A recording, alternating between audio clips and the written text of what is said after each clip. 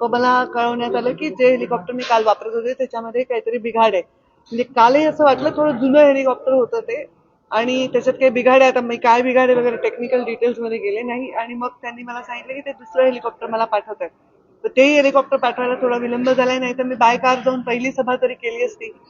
तिकडच्याही लोकांशी मी बोलले, सभा रद्द करणं शक्य नव्हतं.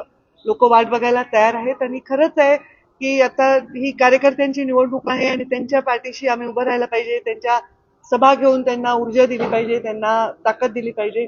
तर मी चालले आता सभेला. लेट झालाय 2 तास, पण ठीक आहे, लोक वाट बघायला तयार आहेत. काल तुम्ही वक्तव्य केलं की हेलिकॉप्टरने फिरते आणि आईने देव पाण्यात ठेवलेले आहे. नाही म्हणजे लिटरली देव पाण्यात ठेवले म्हणण्याचा अर्थ असा आहे की माझी आई सतत लँड झाली का, टेक ऑफ झाली का, कारण शेवटी एवढी मोठी दुर्घटना जी झाली आहे ना त्याच्यामुळे सगळ्यांचे मन हादरलेले आहेत किंवा एक टेन्शन लोकांच्या मनामध्ये आहे. असंख्य कार्यकर्ते मेसेज करत होते, ताई विमान वापरू नका, ताई हेलिकॉप्टर वापरू नका. पण आता त्याला पर्याय नाहीये. शेवटी आम्हाला जास्तीत जास्त ठिकाणी पोहोचायचं आहे. तर कोणी काही काळजी करायचं कारण नाही. मी हेलिकॉप्टरमध्ये बसायच्या आधीच त्यांनी क्लिअर केलं होतं की हेलिकॉप्टरमध्ये काय प्रॉब्लेम आहे आणि बदलावं लागेल. तर त्यामुळे काही काळजी करण्याचं तरी कारण नाही आणि काम तर चालतच राहणार. चरेवेती आम्हाला काम करत राहावं लागणार. दौरा उशिरा का होईना सुरू झाला. हो, दौरा रद्द नाही होणार. काही झालं तरी दौरा कदाचित शेवटच्या 2 सभा रद्द होतील कारण अंतर खूप आहे.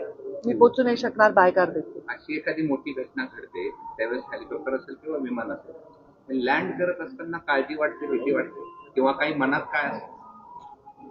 आता काल मी त्यानंतर पहिल्यांदा आले.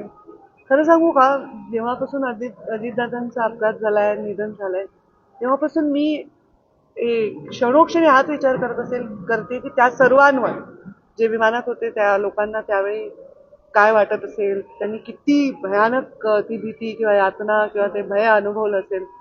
माझा स्वभाव आहे तो जास्त त्या खोलात जाऊन विचार करत होते. फार आमच्या घरात सर्वजण आम्ही खूप व्यथित आहोत, लहानापासून मोठ्यापर्यंत. आणि मला वाटतं महाराष्ट्रात बऱ्याच लोकांच्या घरी हे चित्र असेल.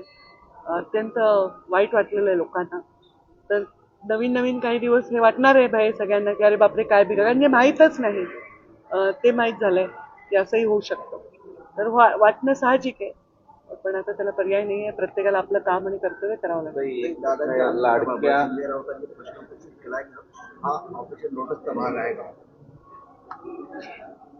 मला याचं काय उत्तर द्यावं खरंच कळत नाही.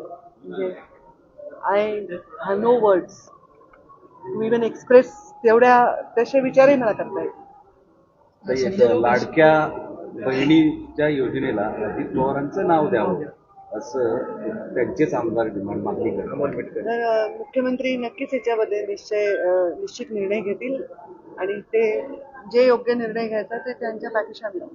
संजय राऊतांनी असं पण म्हटलंय की अजितदादांचा मृत्यू हा रहस्यमय मृत्यू आहे आणि त्याची माहिती लोकांना मिळाली पाहिजे. आता समजा त्यांनी असं म्हणलंय तर याच्यावर मी काय म्हणायचं? माझं काय याच्यात औचित्य आहे बोलायचं?